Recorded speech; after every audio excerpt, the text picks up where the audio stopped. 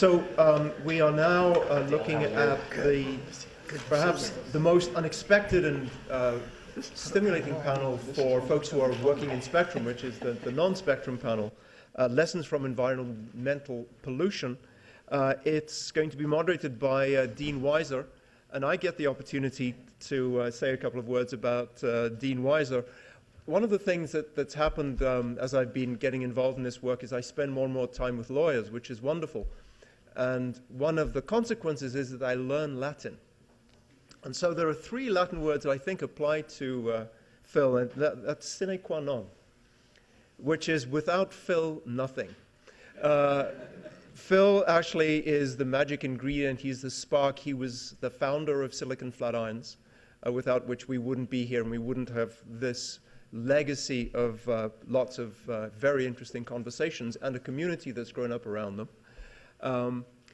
Phil is, as you know, the Dean of the Law School. He's also Professor of Law and Director of Silicon Flatirons, thank heavens for that. He joined CU in 1999, and apparently something that's sort of important for lawyers is who you clerk with, and he clerked with Justices White and Bader Ginsburg on the Supreme Court, so I guess that means something. He also has spent a couple of years in government recently. He was Deputy Assistant Attorney General at the DOJ for a year, and then a senior advisor at the White House for a year, and then back to CU. So with no further ado, Phil, over to you. Thank you. What you left out is I went to Swarthmore College with Chris Gutton McCabe and did play-by-play announcing for the basketball team he starred on. So that puts me a little bit in context and perspective. I didn't hear that. Yeah, exactly. And I still have some tapes talking about Chris's jump shot, so we can share those later. The community here is really special. Just to underscore, how many lawyers are in the house, including law students? Okay. How many engineers? How many people say they're business people primarily?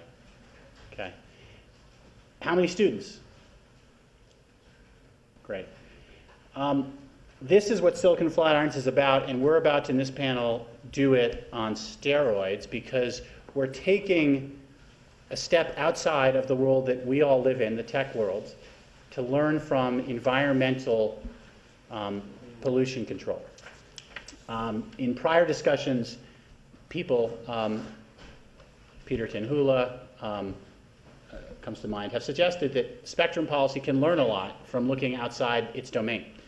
And that's something that in the best interdisciplinary tradition where we're not living in our silos, we do, and something we at Silicon Flatirons try very hard to do. For those who can't get enough of this experience, please come back on April 4th for a discussion comparing property rights in spectrum, minerals, and water. Spectrum is not the only property rights regime to flirt with a use it or lose it regime, and not the only regime that has to deal with what you might call interference between neighboring property rights holders. So that'll be a fun discussion, and it may get Paul Margie back here because the person who will be of our keynote address will be someone who will listen to all the talks and then pull it all together is none other than Richard Epstein, who in the world of property rights really is an exemplary intellectual and a wonderful human being. So that's kind of what we're about. I do want to say, to again provide a little more context and underscore the, not bravery, but really the perfect alignment of having 2 leaders in pollution law and policy here with me on a spectrum panel. Ronald Coase, in both the worlds of spectrum and environmental pollution, played an extraordinarily important role. As a professor, let me take just 1 or 2 minutes to frame that up. I'll introduce our panel and we'll have a discussion. Coase wrote 2 articles back to back in the Journal of Law and Economics. In 1959, he wrote a piece called the Federal Communications Commission, which talked about rights to use the broadcast spectrum and how the rights could be defined by the FCC, and instead of being allocated to the most worthy rights holder through things like comparative hearings, something that Dale Hatfield remembers when it was still happening, it could be done by auction, which 20 years later, when he testified before the FCC, one of the FCC commissioners said, we might allocate rights to use the wireless spectrum by an auction after the Easter Bunny wins the Preakness. It was not that long thereafter that Coase's then heretical idea became policy. Coase also wrote a piece in 1960 called The Problem of Social Cost, dealing with externalities. He focused a lot on nuisance law, which we now would think about environmental pollution control as a key regulatory regime to address. And one of the things that comes from Coase is you define the right and you allow it to be traded as a way to control it. In the 1980s, even before we had auctions for spectrum rights, we had a market for trading the right to pollute. And that was ozone emissions in the 80s? Well, there are various different approaches. Various different The trading big one was regimes. the 1990 Clean Air Act amendments, the acid rain trading program. So Stuff before that, too. the pollution control regime comes from Coase, the spectrum regime comes from Coase, but these two worlds don't talk to each other that much, and we wanted to get a mix of people to talk to each other on this panel. And so we looked for an interdisciplinary panel. We have 2 lawyers and we have 2 technologists. We have 2 telecom people and 2 environmental scholars, really. Vickie Patton, who's sitting next to me, is an adjunct professor here at Colorado Law. She is very closely involved with our energy innovation program here, and we'll be doing a conference on sustainability in February that she's been critically helpful in putting together and will be a participant in. She's the general counsel at the Environmental Defense Fund, which is one of, if not the most respected environmentalist organizations, has had really a big impact on policy. And we're so fortunate because she lives here in Colorado. So thank you for joining us. John Dooley is an engineer and has worked with Globalstar. And for those who don't know their spectrum opportunities, you should talk to him or Jay. He's, I guess formally his title is the managing director at Jarvinian. How am I pronounce that right? Jarvinian. Right, and he's been working on spectrum policy and technology issues and will help be a translator here. William Boyd is a colleague of mine and really has a spectacular background pulling together work in practice, in governments, in academia, also has an interdisciplinary background. He is the director of our Energy Innovation Initiative, which is a collaboration between Silicon Flatirons and the Getchell-Wilkeson Center for Natural Resources, Energy, and Environment, and teaches environmental law here. And finally, someone who needs no introduction, but I did call him a national treasure earlier, so I'll do so again, Dale Hatfield. Dale, honestly and truly, has pushed for these sorts of conversations, so it would not be right not to have him. So a theme that comes up in both environmental regulation and in spectrum policy is this question about how you have an ex-post regime, so you can build cars that don't pollute, and you don't allow them out of the plant until they've been built so they don't pollute. You can build devices that don't quote-unquote pollute, or you can have more flexibility and just have, if you will, a global cap, and afterwards penalize people where they violate the norms that have been set out. This is a trade-off that both regimes have been dealing with for a long time, but environmental law and policy is much more developed in terms of its apparatus. So I want to start with you, Vickie, talking about this point. When you think about pollution control, how do you think about the balance of more ex-ante prescriptive measures that prevent the possibility of pollution on the front end versus a little more flexibility and after the fact enforcement on the back end? So in the area of environmental law and policy, we've been struggling with the issues that Coase raised for some time and these market failures. There have been a number of policy designs to try to get at sort of both of these, and I think examples of both. One of the benefits of having an approach that is addresses kind of the commons challenges through kind of a firm limit with flexibility in how to achieve it is that oftentimes you can achieve that through cost minimizing solutions. And in the field of the environment, that can become important in being able to move and advance public policies that protect human health and the environment to have cost minimizing solutions. And also, because I like to think about it as an opportunity for environmental dividends. If we can design in a way that protects human health and the environment, and is cost minimizing, then we realize sort of broader societal benefits in winning public support and delivering additional progress.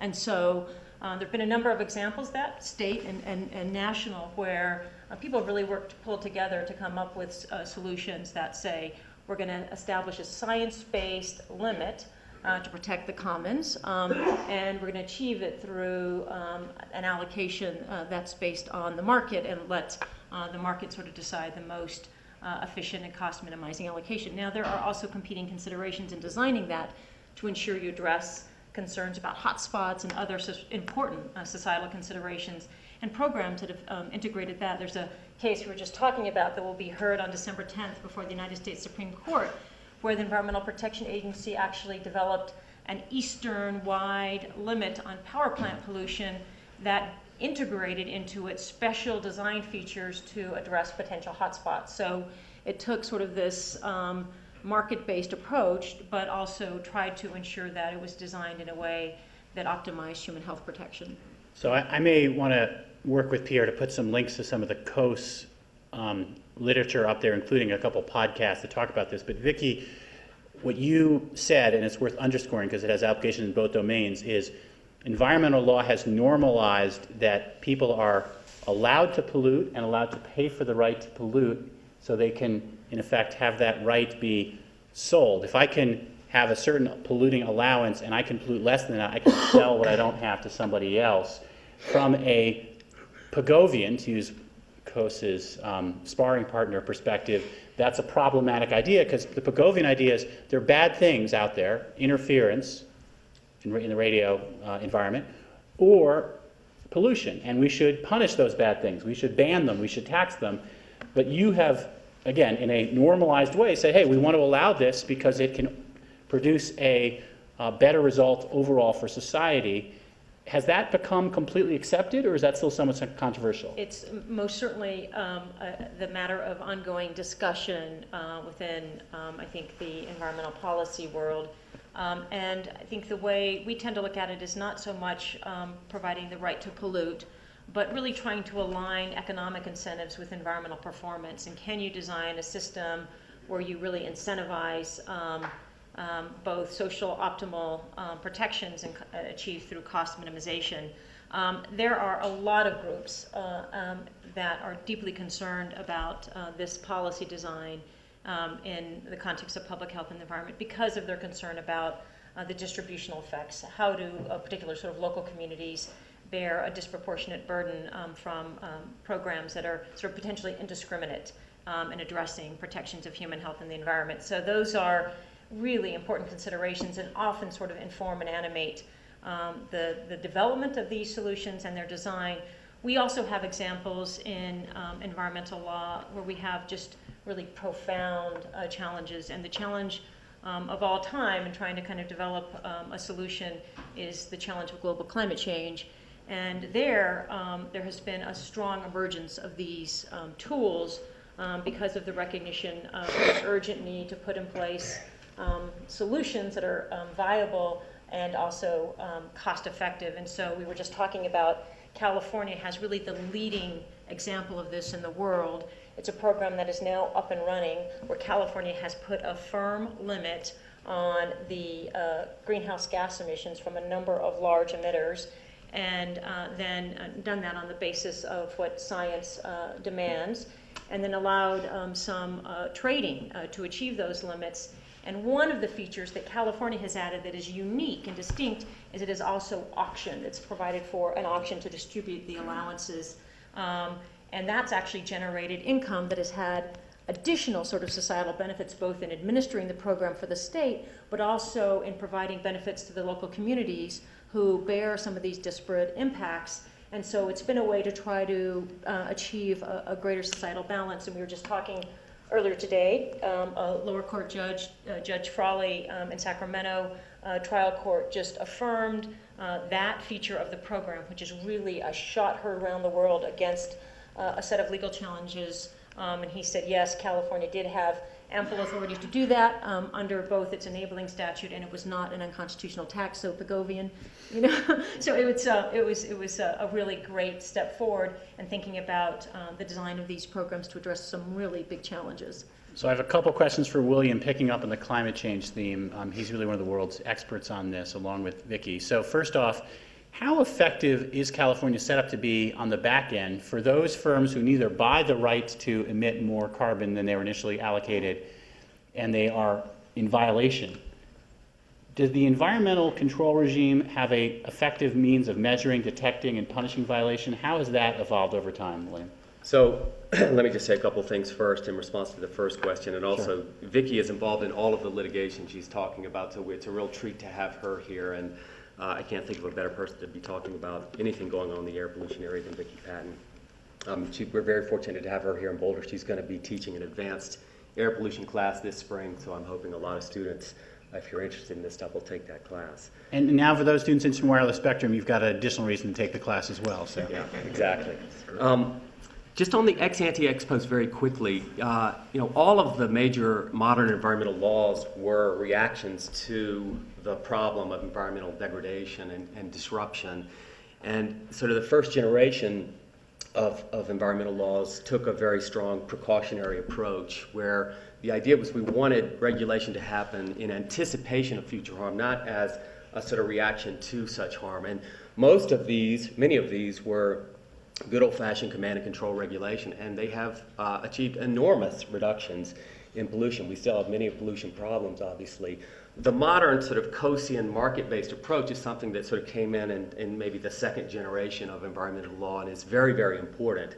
But I think we've struggled in various areas in terms of trying to apply the cap-and-trade idea. It works in some areas and has worked fairly well, but as you ramp up the complexity, it can be more difficult in some ways. We've learned a lot in looking at cap-and-trade design. Say in Europe, they have an emissions trading system that's been in place since 2005, and we've learned a lot through various iterations of that. Several 10 or 11 northeastern and mid-Atlantic states have a cap-and-trade program for CO2 in the power sector.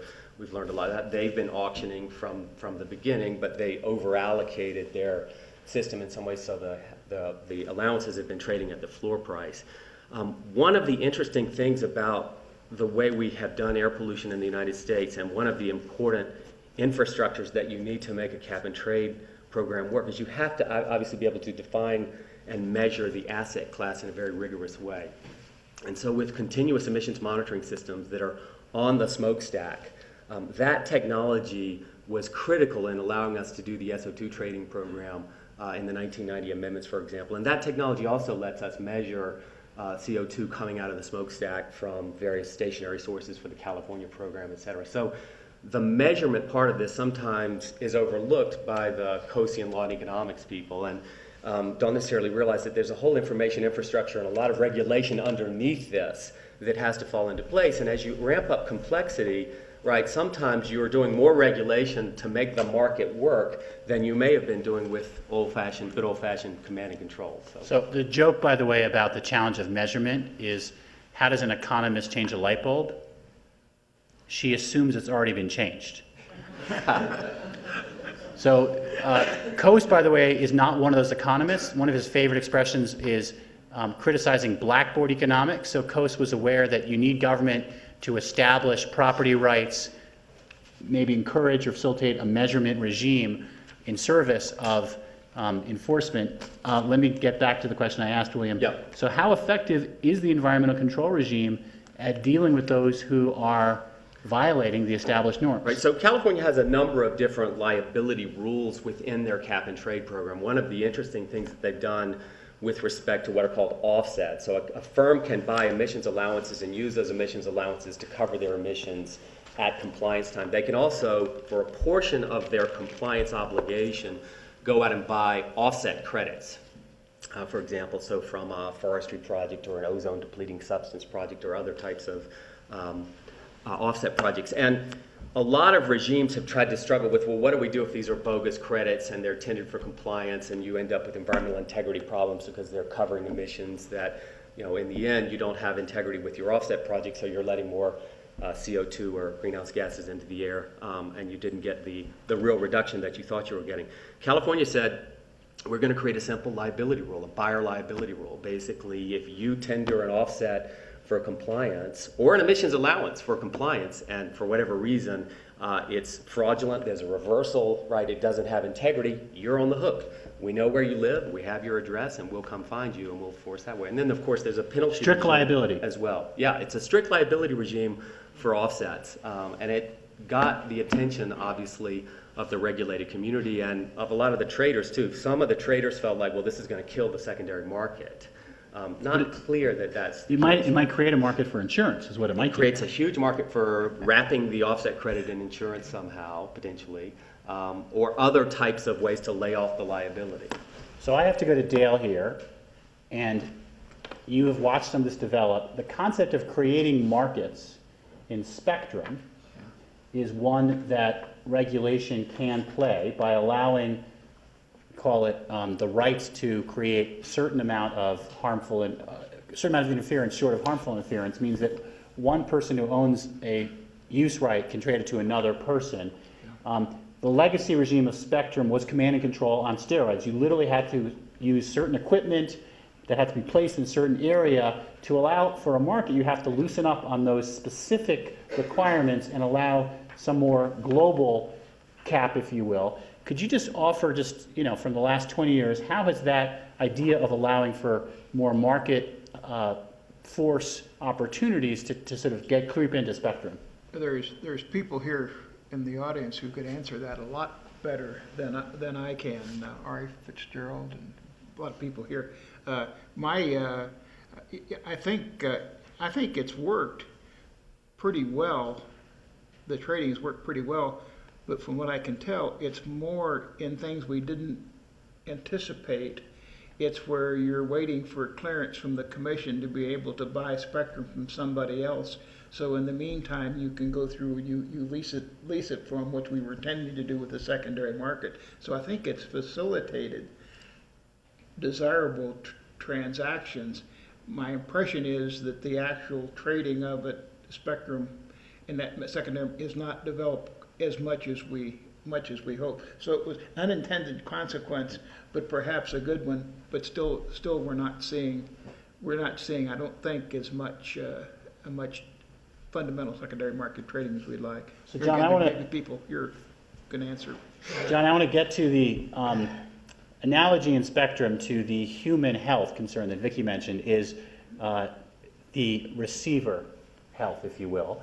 And receivers can have filtering systems that make them more protected against would-be interference than humans can have against pollution. So the analogy is not perfect, but you have to bring the receiver into the story.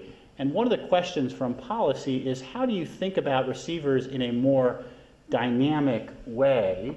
And what kinds of incentives can you set both before the fact, and then what regime to protect receivers after the fact could make sense? So John, have you maybe thought about a few things you could share with us on that front? Sure. I mean, first and foremost, the size of the resource we're talking about, where we have to cram in all current and future and anticipated services, is a very, very small thing. And I think that's not generally appreciated. We have about 3 gigahertz of spectrum that we can move around cities, that has physical characteristics that will propagate well, has noise characteristics that are advantageous for urban and semi-urban environments. That's a very, very small thing. I mean, if I were holding a bundle of fiber in my hand, it might fit into that bundle thousands of times. So we start with a very, very small resource that we're all sharing. And as we're sharing that resource, it's becoming noisier. And as it's becoming noisier, it's becoming less efficacious. So the receiver plays a very important role in the future, because the receiver right now is a fundamental limiting factor. It sets boundaries on how closely I can put services. It sets boundaries on the types of services that I can use. The massive recent example is GPS and the light squared situation, where you have a terrestrial service that was proposed in an area where no one had anticipated there being a terrestrial service. And then you have a very critical service in the national interest, GPS, that was designed for a very clean local environment. And a lot of folks have tried to frame this in such a way to say that the GPS industry or Department of Defense are somehow negligent in not designing a better receiver. At the end of the day, it was really a technological issue. To make a selective receiver means that you have to add filtration. And when we add filtration, we exclude adjacent band interference sources. That's good. But we also attenuate the signal that we want, and that's bad, especially if you're listening to a very weak signal from space several times over. So the receiver performance becomes critically important, but we have to, while we're proposing new receiver standards and enforcing new receiver standards, we have to understand that that's not a panacea for all situations. Adjacent band interference is a very major problem that receiver selectivity can resolve, but there are many other types of interference that are wave mechanical phenomena that we can control with better receivers. Things like harmonics, mixing products where two otherwise unrelated frequencies combine in the environment or in our devices to create a third interfering frequency. These are things that we are going to have to live with in one way or another for decades to come, perhaps indefinitely. And when we realize that we have this tiny little commons, this 3 gigahertz or so that we have to share for broadband wide area networks, and we have that 3 gigahertz not just today, but 100 years from now and 1,000 years from now, to the degree that we're in our technological, not even adolescence, toddlerhood in wireless, that's a big deal. And the receiver is, long story short, an important part of that we really have to think about. John, that's very helpful. And one of the things that bring these two worlds together is both of the challenges are good challenges to have. In the spectrum world, we are exploding in wireless connectivity, and that's not going to stop, and that's a good thing for our society. In the pollution world, industrialization is happening all over the world. We're using more energy, and we have to deal with that reality in a way that doesn't destroy the planet by pollution. That's harmful, and that's a challenge that we are facing up to. One complexity that I'll go back to Vickie on is when you have multiple pollution sources where, let's say, one of them would have been harmless, you can put a certain amount of pollutants into a water stream and it doesn't stop it from being drinkable. You can put a certain amount of pollutants into the air. But if multiple people start doing that, at some point it's too much. So how does the environmental pollution control regime deal with this aggregation problem? And then I'll get to how that applies to spectrum. So it's one of the great challenges of protecting human health and environment, and that is addressing sort of the overall impacts of large, medium, and small discharges, and we see it in a whole bunch of different situations. The discussion about monitoring is relevant here because we need to, gain as much information as we can. Oftentimes, what is the volume of emissions and other discharges that are happening, and how do we sort of even get our arms around sort of the full sense of the scale of the impacts and the threat. The way that these issues have been handled oftentimes is through a solution like establishing a firm limit is based on science.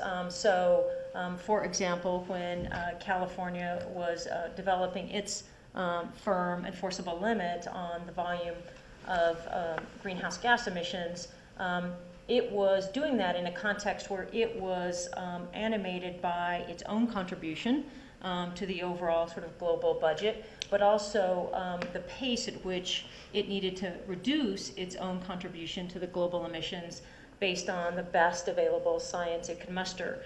And similarly, we're seeing sort of similar approaches in the oceans world, where there's a system called catch shares or individual tradable quotas that are based on a determination of what do we need to design into fisheries to ensure that they're sustainable. And we've had a crisis in overfishing in the 60s and 70s and 80s, and a way to allocate similar to spectrum allocation has developed, but the fundamental is determining, what are you allocating? How do you get that right on the basis of science? And in fact, in our own country, we have these programs in place in the Pacific, in New England and the Gulf of Mexico, and what they're proving is that if you get the science right and you determine that initial allocation on the basis of science, and what the volume of fishery and pace of fishing should be, you can be quite successful using a market-based mechanism to allocate that volume and protecting and ensuring a vibrant and sustainable fisheries. And we're seeing increasing science telling us this is a place. This is how New Zealand manages its entire fisheries, and there are programs, 17 countries, over 170 fisheries that use this system to try to ensure the protection and vibrancy of fish in our world. So I just want to add a couple of other examples here. The core of the Clean Air Act is the National Ambient Air Quality Standards, which are ambient health-based standards for criteria air pollutants, lead, ground level ozone, nitrogen oxide, sulfur dioxide, carbon monoxide, etc. And the idea here is that the administrator will set the ambient air quality standards to protect human health with a margin of safety for the whole country. And then the individual states will come forward with an implementation plan that will look specifically at the air quality control regions, essentially the airsheds within its jurisdiction, and sort of determine how they're going to control all of the different sources of this particular pollutant in that area. So there's a lot of flexibility built into that cooperative federalism model. And what's interesting is that if you're in attainment with the National Ambient Air Quality Standard in that particular region, certain types of technology controls for new sources kick in, right? If you're in non-attainment, more severe technology controls for new sources kick in. So it strikes me there could be some analogy here. And is it on a state-by-state basis? And it's state by state. Each state, well, it's actually air quality control region by air quality control region. So Denver is out of attainment for ozone, as is various other parts of the country. And so this also feeds into the larger question of the cross-state air pollution problem, et cetera. But it's an interesting model in the sense that we're trying to set a standard across the country. You could set an ambient noise standard, right, but then create enough flexibility, but some hammers for technology controls going forward. One more example. Just one thing on that. That's a very interesting integration of ex-ante and ex-post. It is. Right? It is. So there's flexibility built into the SIP process, right, the State Implementation Plan process, but Congress came back and imposed some technology controls on top of it because the ambient air quality approach by itself wasn't working. And so these best available control technology, reasonably available control technology, lowest achievable emission reduction technologies for both new and existing sources, actually, if you're in non-attainment. The Clean Water Act has a very interesting program as well that hasn't been used very much, but it's called the Total Maximum Daily Load program. And it's sort of the water quality backstop. The Clean Water Act is very different than the Clean Air Act. The Clean Water Act starts with technology point source discharge standards, right? And that's a product of the history of who was involved in this. Basically, we're going to impose a technology-based control on every point source. Then there's a water quality backstop. The Clean Air Act is actually just the opposite. It starts with ambient air quality standards, and we've migrated towards more technology-based control. The Total Maximum Daily Load program basically says we're going to require states to go out and survey their waters, and if the waters are impaired because of all the different point and non-point sources out there, they go on a list, right? And then you need to actually come up with a plan for how you're going to deal with that. Now, the EPA has not done a very good job of getting states to do that, but that's a way of thinking about the entire resource, if you will, how it's being degraded by a bunch of different sources out there, but creating some flexibility to go back and try to deal with those different sources. So I just want to say for the students in the audience, and we've got some very sharp ones here, the opportunity to write a student note on technology control and incentives, learning from environmental pollution control, applying it to spectrum, is pretty powerful. So please, those students have an interest, talk to Professor Boyd, talk to myself, talk to Dale Hatfield. So speaking of Dale, John, I want to pick up something that Vickie said that gets to the world where Dale and Julie Knapp lives. If you have a baseline ability to have scientific-based judgments, you can do X, Y, and Z. It is heartening to hear the extent to which that has supported sound environmental pollution control regulation. However, we need to acknowledge in the spectrum world, there is a less happy history about how science-based judgments about what is true interference can translate into policy. A low point in that story, which Dale still has the scars to prove it, would be the low-power FM story. For those unfamiliar with it, there is an office that Dale had headed that now Julie heads up that did science-based determinations about whether or not radio stations would experience harmful interference from the addition of more low-power FM stations.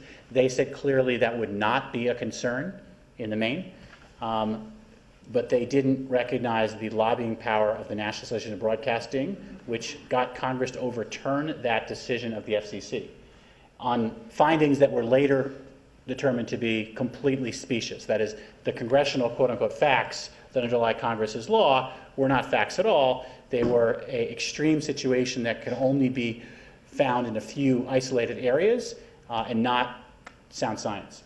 So John, as someone who lives in this world and watches it, how bad is it in terms of the ability to have sound science driving spectrum decisions, and what could happen that would help get us to a better place where it sounds like environmental pollution control has really shown us some lessons? Well, it's an engineering challenge, and I think it's a public policy challenge to a certain degree. I mean,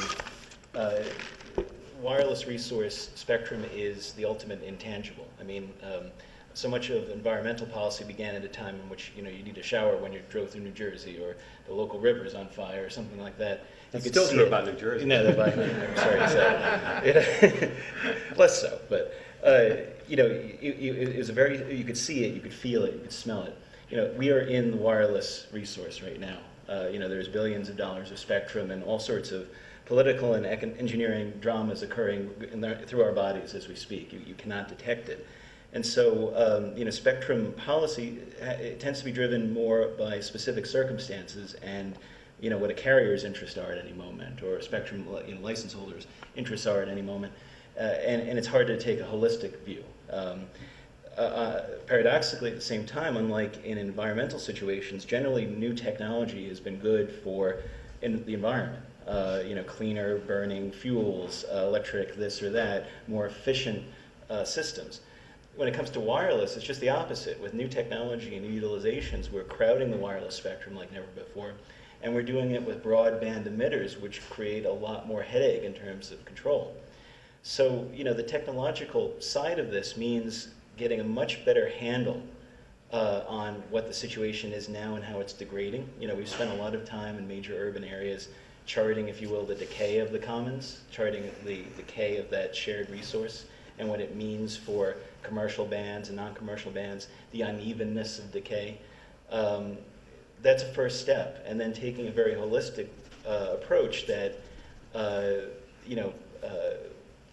imposes regulations on folks that take into account the extraordinary complexity. It's a very difficult thing because you have systems that are embedded that are different ages, different technologies, radically different use cases. So, it's in so many ways a more, I hate to say it, it's almost a more profound challenge, and at the same time a more invisible challenge than anything we talk about in the environment.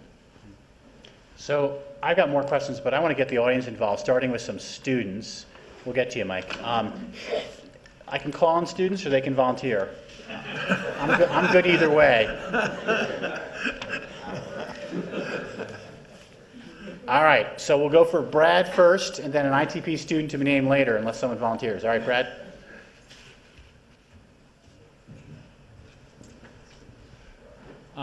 So one of the themes I've noticed is that people that think about spectrum policy should be looking to environmental solutions. But I guess one thing I was interested in is where do the environmental people in their policies come to look for solutions in other disciplines as well? Great question. And you've got two very thoughtful people. So where do you guys find some guidance, inspiration outside the field that informs your work? Well, I think the Coase example is a good example, right? So Coase is sort of the grandfather of cap and trade. It came via a Canadian economist, John Dales. And I think economics as a discipline has really dominated thinking about policy instrument design in environmental law for a couple of decades now. I think previously there was a more sort of normative orientation. I think the first generation of environmental law was driven by more of a rights-based thinking and more of a normative approach. There was much more humility in terms of what we know about environmental problems. And a lot of the sort of designs that came through in the Clean Air and the Clean Water Act were driven by engineers and industrial hygienists and others who were sort of bringing their experience from those fields into this massive pollution control effort where it was very visible. We were dealing with gross insults to the environment, et cetera. There are plenty of invisible harms out there in environmental law that we're still struggling with, and lots of hard problems that we don't have a handle on. Do you accept John's premise, by the way, that the visible environmental problems are easier to solve than the invisible ones? I mean, I think gross insults to the environment were the target of the first generation of environmental law, and we did an okay job on a lot of those, not all of them. I think when you start thinking about sort of microtoxics issues, nanotechnology, right, other types of chemicals and how they interact with each other in the human body over generational timescales, et cetera, it gets a lot more challenging.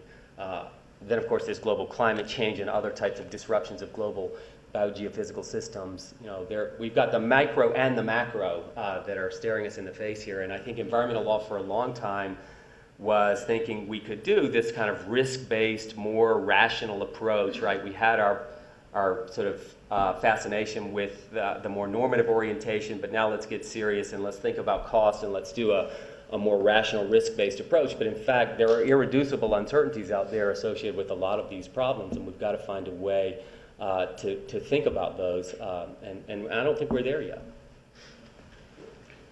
All right, ITP student. We know where you guys are sitting. I'll let Greg pick one of you random if you don't want to volunteer.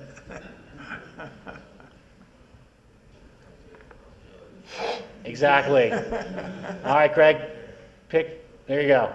What's your question? I just want to ask you that you have mentioned that this policy in the United States, but is there any body who is controlling the global environmental pollution kind of thing? Like, is there any body who is governing committing all the countries into a single one? So if I hear your point, it's a very interesting one. These issues have international dimensions. In spectrum, that's true as well. If you try to coordinate across countries producing equipment, think low power Part 15 rules here in this country that has international application, you've got to have coordination. In the environmental community, there's obviously questions about international coordination. You want to take one with each sector? Vickie, what are the international bodies that coordinate international pollution control? Well, there has long been a variety of international, multinational, and binational, efforts to try to address some of the big public health and environmental challenges. And there's not a standard answer to that question, because you have a variety of institutions and partnerships that have arisen, in part in response to kind of the dimensions of the problem, but also in part in response to just political exigencies. So right now, for example, the world is meeting yet again to try to see if it can forge kind of a integrated multinational solution to address, the grand challenge of our time, and that is global climate change. And it's been a real struggle. And so there's a whole sense of, well, then how do we make progress on those issues in its stead? And a lot of people saying, well, the way we make progress on that is, instead of trying to come up with a solution that's going to work for, dozens and dozens of countries, let's come up with a solution that works for the G2, and that is China and the US. And if China and the US can really get their act together and come up with a solution, that would be a huge breakthrough. And so President Obama has been meeting with the leaders in China on those very kinds of solutions to try to figure out how we partner on policy, technology, kind of across the board. So that's one example, but there are any number of other kind of multinational and binational efforts that have kind of arisen in response to particular challenges. So, a few weeks ago, there was an international body that met to try to come up with, solution to aviation pollution. There was a wonderful kind of a worldwide agreement to try to phase out some of the uses of mercury that was just adopted recently. So there have been, a lot of them depend upon the institutions that are existing and how kind of these solutions feed into them. We're also increasingly seeing kind of the role of the private sector in shaping kind of responses to public health and the environment. There's a professor out of Vanderbilt University named Mike Vandenberg who's just published a piece called Private Environmental Governance. And when I heard the question about where do you look for trying to find solutions, one of the challenges we've had is we've had a long history of, in response to these very palpable, salient sort of insults, we had a body of positive law that arose that was adopted in our country, and we've had kind of a hiatus. It's been stagnant. And so the question is, how do you try to design and adapt the extant sort of body of positive law to meet these new emerging challenges. And that's where people are just inventing, really trying to do the best they can to respond to growing industrialization. And then also, how do you try to find other solutions and tools outside of that body of positive law that can respond to the challenges before us? So, for example, there's a big coalition of retailers that just said, we're going to start testing consumer products. Well, we've been trying to pass a law for decades, an update of the Toxic Substances Control Act. To do that, we can't get it done. So if we can go to a bunch of big retailers and send ripples across the marketplace that they're going to do it, that's at least a start. It's not enough. It's never going to be enough.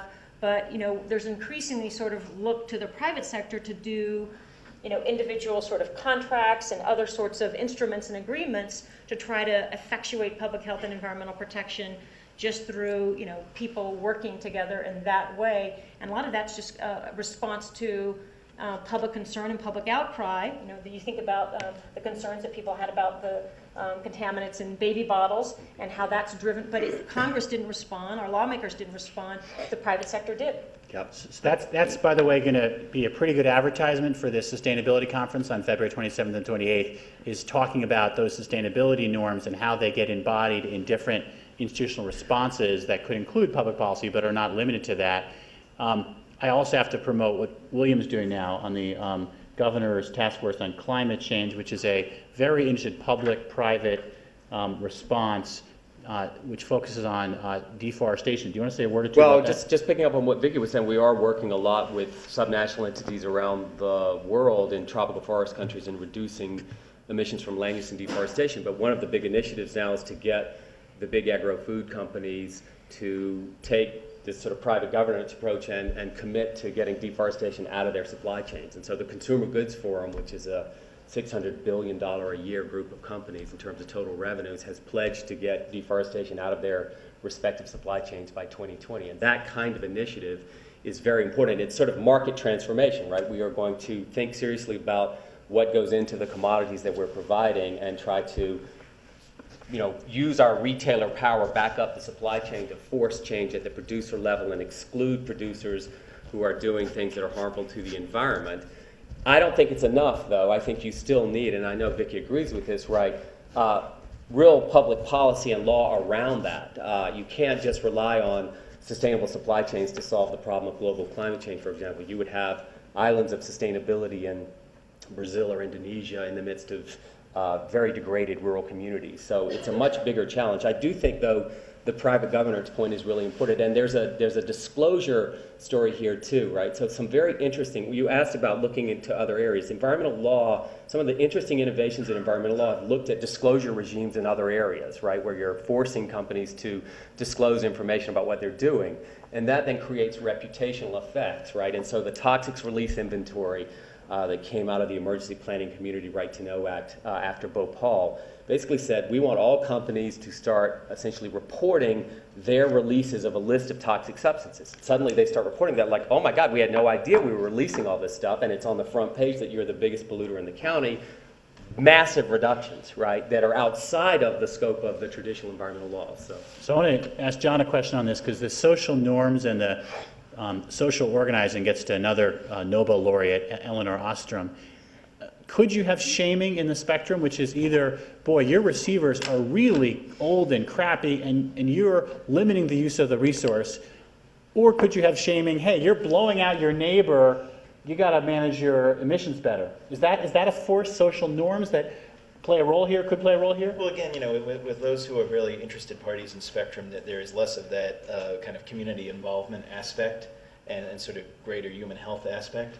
The shaming model is something I'm certainly going to think about, but it's less likely. It's harder because it doesn't resonate with the public. When the public hears about the toxins in their food or baby bottles, they're upset, but they don't quite think about the radio receivers. But if you mess with people's TV, they get upset, right? That's the thing. It's true though that 40 or Super Bowl, right? 40 or 80 cent decisions that Apple makes having many $billion-dollar impact on the efficacy of large networks. It's just where it is. Remember AntennaGate? These things are important. And so I think there will come a time, especially when we are in a state of true spectral crisis, where folks make the connection, and there's a certain, at least the consumer begins to speak. You know, I was thinking about the international question. We do have a benefit in wireless in that it's always been internationally regulated in one form or another, because wireless began as an international thing. You know, Marconi wasn't trying to create a local area network. He was trying to talk to England, you know, and compete with the cable guys. And so we have the ITU, the International Telecommunications Union, and all these kind of, you know, legacy elements that have always dealt with wireless as a cross-border kind of thing and have a voice. Perhaps much more powerfully, though, is more recently commercial entities and semi-academic/commercial entities that standardize the protocols we use have been a very insistent voice. And ultimately, as these receiver and just general spectrum pollution issues impact the quality of experience, impact the economics of carriers, and at the end of the day, impact what consumers get and what they spend for it, yeah, I think there will be an element to that. So I want to go to Mike Marcus, and for those who don't know Mike and his history, it's important, particularly in a time of somewhat cynical attitudes towards government. Mike is the one who came up with the idea of having low power spectrum use that can operate within a band that was viewed as a junk band. And that was a 1985 decision of the FCC that he kind of suggested to a FCC chair who was open to ideas. And later it took root, and Chairman Tom Wheeler just talked about it. Initially people were thinking garage door openers or cordless phones, and now what Wi-Fi has done is truly transformative. So with that introduction, Mike, your question. Thank you for the kind words. Is this one? Yep. Thank you for the kind words.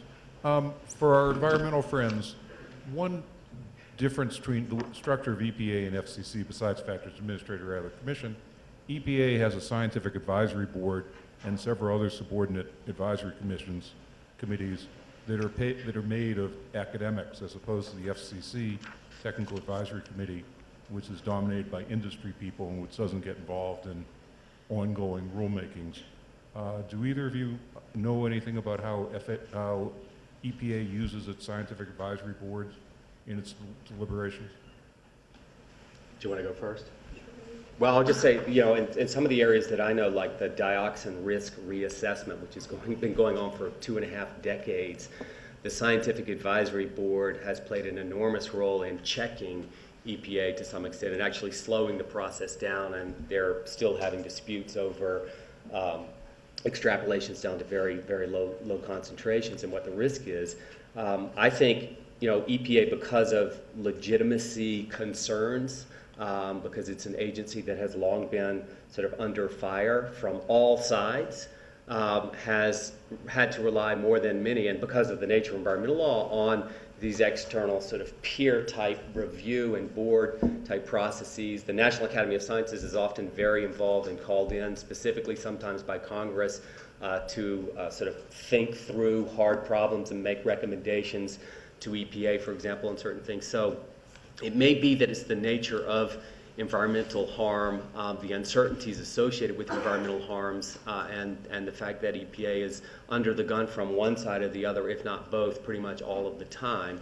My sense is that they've relied heavily on the Science Advisory Board in certain areas. I don't know about Is Mike's description accurate? Is the people who are scientists, are they academics who are truly pursuing their academic research and they're not industry actors? There's 6,000 scientists working at EPA, and then there's the Science Advisory Board, and then there are various other types of peer review groups that are out there. And so for a big, heavy sort of risk assessment exercise, there's going to be layers and layers and layers of peer review, both in the external community and then within the internal Science Advisory Board process, et cetera. The problem is that some of these uncertainties are irreducible, right? With dioxin, for example, you've got 3 models that fit the data equally well and come up with risk estimates that vary by 3 orders of magnitude. Now, that is no way to run a railroad. Nobody knows what to do, right? But structurally, the EPA Science Advisory Board is academics who are paid by EPA. It has a budget of $3 million a year from the EPA website. Yeah. So it's a very different decision-making structure. And you point out, EPA uses the National Academy of Sciences, and I believe that FCC hasn't given any money to the National Academy of Sciences in 30 years. So, well, the last time they did use them, was it the computer inquiries, or is it more recently than that? It wasn't a full study. When the original DPS proposal came, they paid for a seminar. It wasn't even a full study. So I think But when they did pay for a study, it was the original Part 68 study. Part That's 68. right. That's right. So that was done in the early 70s. So in terms of something substantive, it really hasn't been, it's been 40 years since FCC went to National Academy. And for those outside the lingo, Part 68 are the rules that govern how devices can plug into the network. AT&T had said if you plug something into the network that's not authorized, you'll electrocute the people of the central office. And so the FCC brought the National Academies in to say, well, you could create an interface that would be an open interface and that wouldn't create that problem. And it was a huge policy success, but has not been replicated in the way that I guess the EPA replicates using the National Academies. We have another question right up here.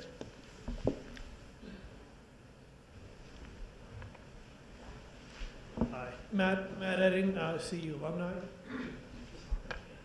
And as you apply Coase theorem to spectrum issues, my limited understanding is Coase, you can't have transactional costs between parties as they bargain away the negative externalities of the, say, interference. So what would the role of the FCC be in context of today's earlier discussions on noise and interference limit protections? So I'm happy to start with that, and then Dale maybe would add a word or two. From a Coasean perspective, and just so people know, Coase hated the phrase the Coase theorem because he knew the real world had transaction costs, so he didn't want to start from the assumption there were no transaction costs and then say, if there are no transaction costs and if they're defined property rights, the parties can just bargain, because he knew that that wasn't describing the real world. The FCC, I think, has two critical roles that Coase suggests. One critical role is defining the property right, which the FCC doesn't do very well, because the FCC has this broad amorphous standard, harmful interference, that it only defines in what you might call a good ticket for this day only.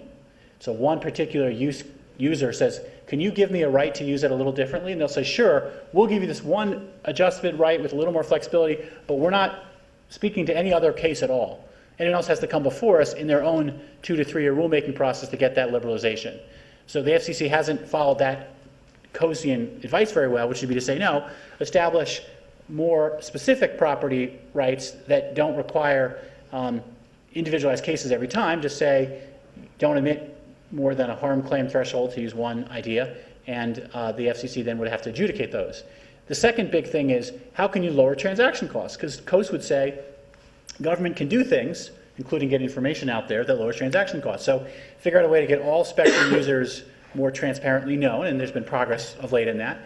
But second, you might say we need some other device, like a class action or some other way to bring people together so they can actually collectively make trades. Because if you have too many individualized parties, they can never all come together to make trades, and those trades could be win-win trades, but if you can't have someone negotiate on behalf of a large collective, the trade will never happen. So I think those are two Coasean steps that the FCC could do that are, you know, on the agenda for the next generation of spectrum policy. Do you want to yield? Say in fairness to the Commission, with the Spectrum dashboard and some of the things they're doing, they are trying to Yes. put more information out there. And we have in the TAC, the Technical Advisory Committee, we're looking at some of those similar things where you might put receiver characteristics in so somebody designing a system knows more about what the receivers look like on the other side of the And that's the bound, transparency. The more bound. information you get out there, the more people can then plan in ways that avoid the possible interference. All right, Peter, will you respond to that? No, I just want to pick up on the institutional questions, the international domestic kind of institutions, the regulatory institutions. Oh, I'm Peter Tenhula, and former FCC. But is there, there's state and federal involvement in the environmental space. In the spectrum space, you're basically exclusive federal one agency. Does that kind of distinction kind of make a difference in the sense that maybe close your ears, Chris, that one's more vulnerable to capture, or other, risks that regulatory agencies might have? So this is really 30 seconds. Our time is up. Do you see different behavior by the state and federal environmental agencies? We do, and I mean, the way it's designed is that, the federal government provides kind of a basic minimal level of protection but in every kind of core area, the authority and discretion and prerogatives of the states are protected and reserved. So states have full latitude to establish a higher degree of science-based environmental protections. They also have full latitude to establish higher, more stringent, rigorous limits on individual emissions from a particular source, and to enforce both state and federal laws, fully. So the role of the states and the interplay of the states has been one of great innovation and spurring progress in the protection of human health and environment. And California is just a terrific example. In the same way California's been on the cutting edge and leading on technology, it's been on the cutting edge and leading in terms of environmental policy and innovation.